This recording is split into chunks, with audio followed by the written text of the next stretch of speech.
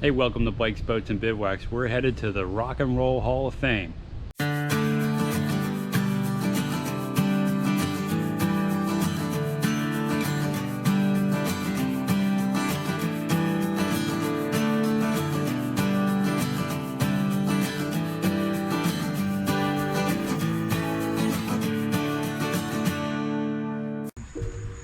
All right, we'd like to give you our impressions of the Rock and Roll Hall of Fame. With me to talk about this is Brian and Jean Ham. That's with 2 M's. Went to the Rock and Roll Hall of Fame with Maria and I, and it was about 50 minutes from the campground. Yes, it was. In Cleveland. What did you think about the location, the building, and the parking? Oh. Well, first of all, the location. It's right along the Lake Erie, right? I think it's Lake right Erie. along the waterfront. Yep. Yeah. It's a gorgeous location in Cleveland. And the building is just so appealing when you see it because it's so different looking, very modern, stylistic. It just kind of got you psyched up for going inside. Right, and you can see the water in the background. There's some other places where you can visit, some ships and stuff there.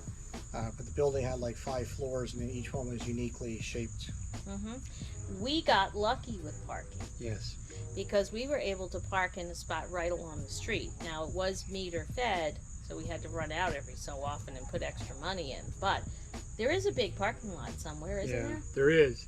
But your BBB tip of the day is get there early so you can get the on-street parking. Yeah, that was easy. And how about entrance? What did you think about entering the event space and how easy that was? Oh, it was very easy. I forget, where did we end up buying our admission tickets? We had them online. Yeah, that's right. We got them online before we went. And you need to consider that if you buy them online, you do kind of have to schedule for a time, but you don't necessarily have to stick to that time getting there. They're not enforcing it at this point in time, but they may in the future if they have to. Yeah, if it gets really busy. Right. Probably they will. And we were there early, so we were able to walk right in and get started. And again, the entrance, the big red letters outside, I forget what it said, whether it was rock and roll or whatever. You just couldn't wait to get inside. So let me drop some video in right here so you can see what the building looks like and what it was like when we entered the building. Gonna have some fun today? Yes, we are. Where are we at? The Rock and Roll Hall of Fame. Long live rock and roll.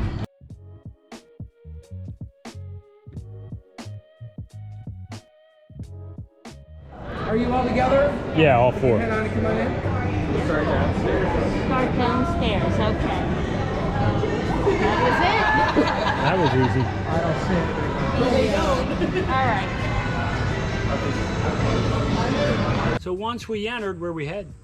Down to the bathrooms. Because Yeah. after a 50-minute trip, you have to do that first. So the bathrooms are located on the lower level, and they were very clean Yes. and easy to access. Numerous. Yes. And then we started our tour of everything they had there.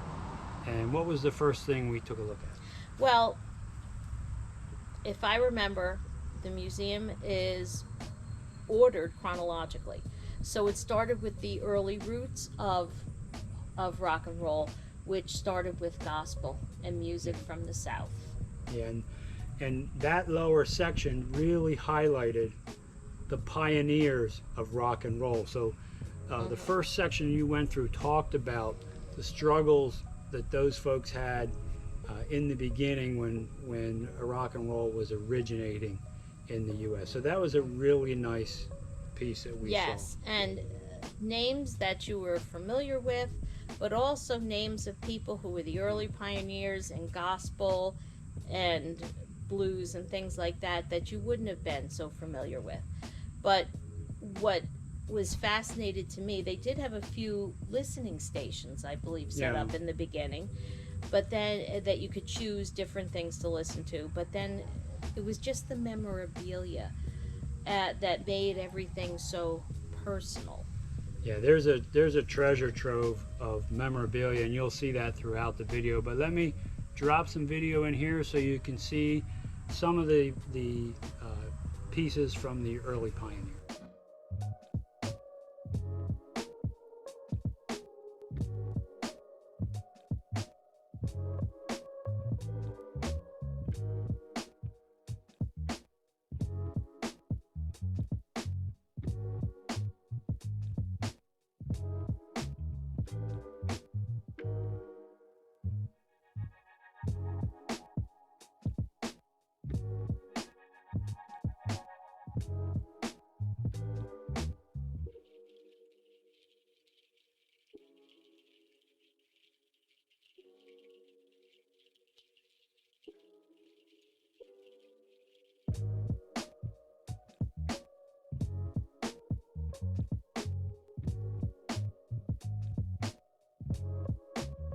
The next level that we went up to, we started to look at the section that was based on location and genre.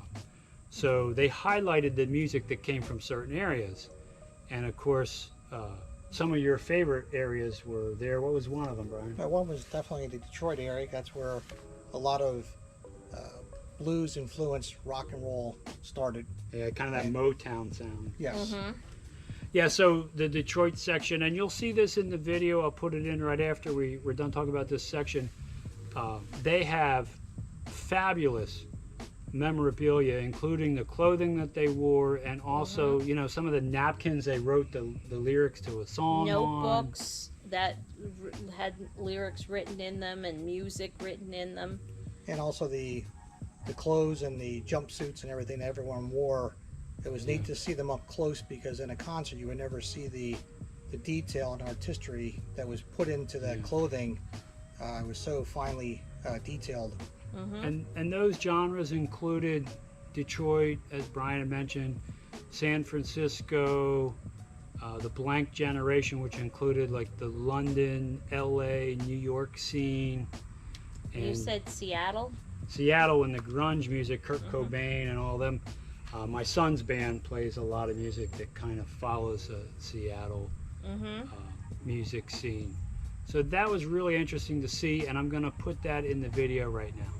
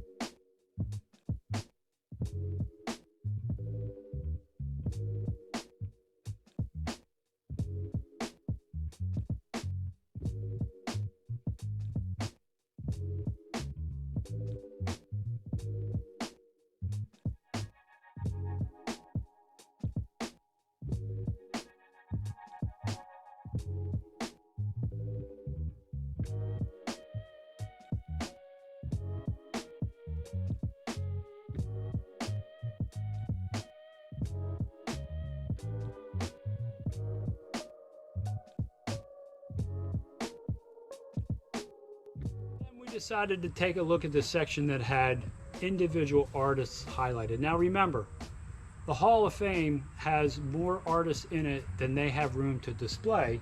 Right. So they have to rotate the displays. And the memorabilia. Yeah, so these were the ones that were on display when we were there. There's a whole host of them. Brian, what do you think one of your favorites?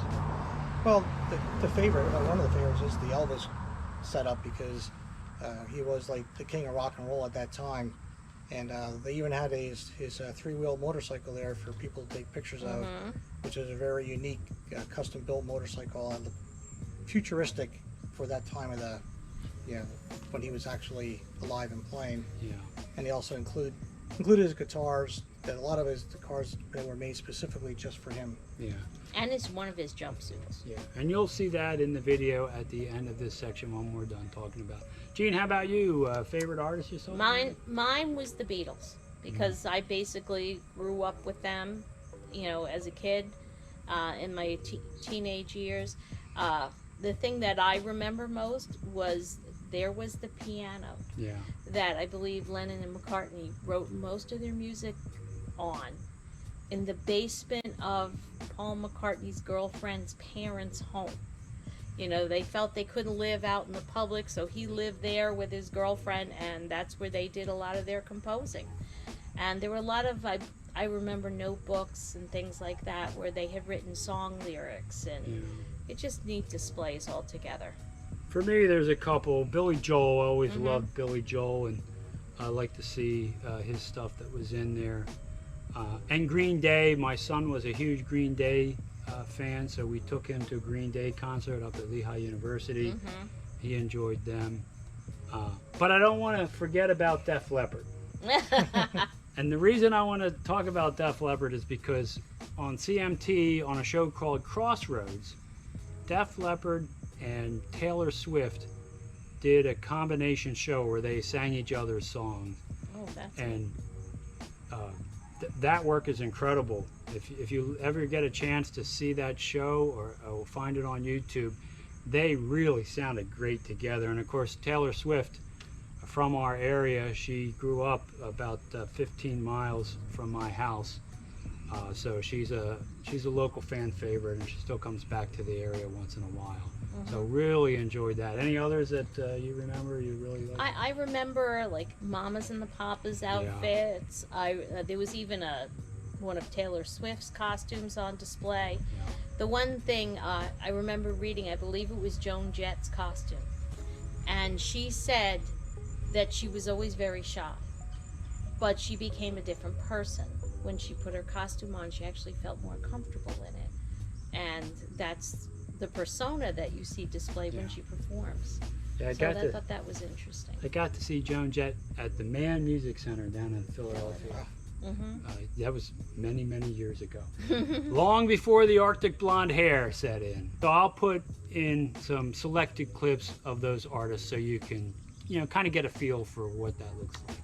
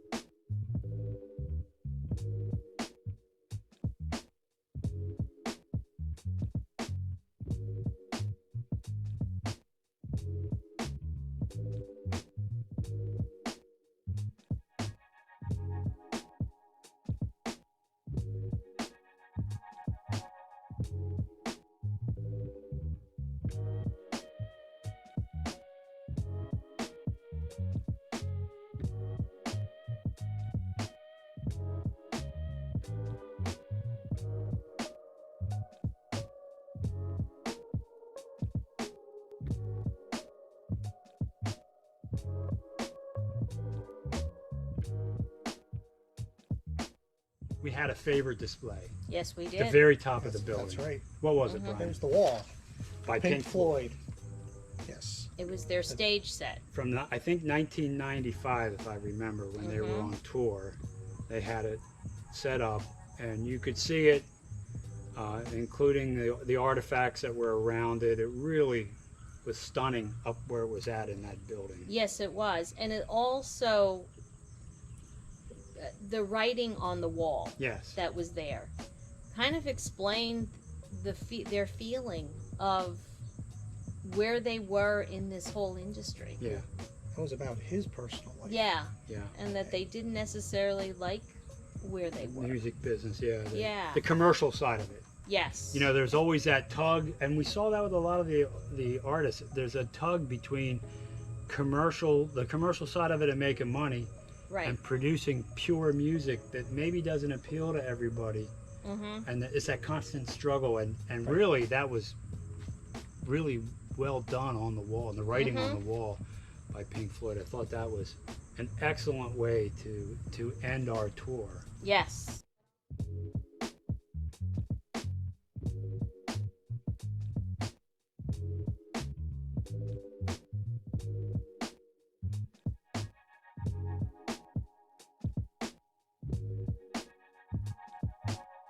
So on the very top floor, they had great guitarists. Eddie Van Halen's the one, of course, I remember. Yes. Unfortunately, that video didn't turn out well, so I can't use it in this video. But that was worth going up there and listening to each of the guitar players that they had highlighted for their work. Mm-hmm. And the floor below that, I think it was floor 3, Yes. Mm-hmm. was very interactive. Yes. But what happened on that floor?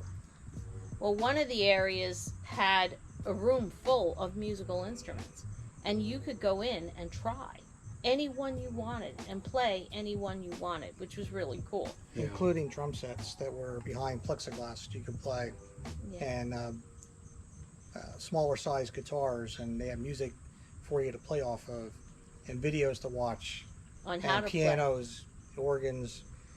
play. Yeah, and when we left, there were a group of people playing that actually sounded really good. In a specific area that was like what they call almost like a garage band. Yeah. Yeah, they had an area that was set up to look like a garage, and you could like schedule a time Yeah. with a group to go in there and play, which was really It was really cool. Would you recommend other people go to this museum? Definitely. Can't wait to go back sometime. Yes, you need at least a whole day. Yeah. It's Mhm. it's a great museum. It's easy to get to. It's really well done. Yes. They have food trucks out front. Yeah. You can also vote for people Yes. to enter the Rock and Roll Hall of Fame. Yeah. So very Live voting. very user friendly, very interactive. Mm-hmm. On the way home, Mhm. we decided to stop for a treat. Yes. Where did we stop? Grater's Ice Cream, but I forget what the name of the town was. I'll Wasn't put the name that of the town 10 right here. miles away? Yeah, I'll put the name of the town right here. There are multiple locations for Yes. the Grater Ice Cream Company, but It's an Ohio favorite. and it's worth going to. and Yes. I'll drop some pictures in right here.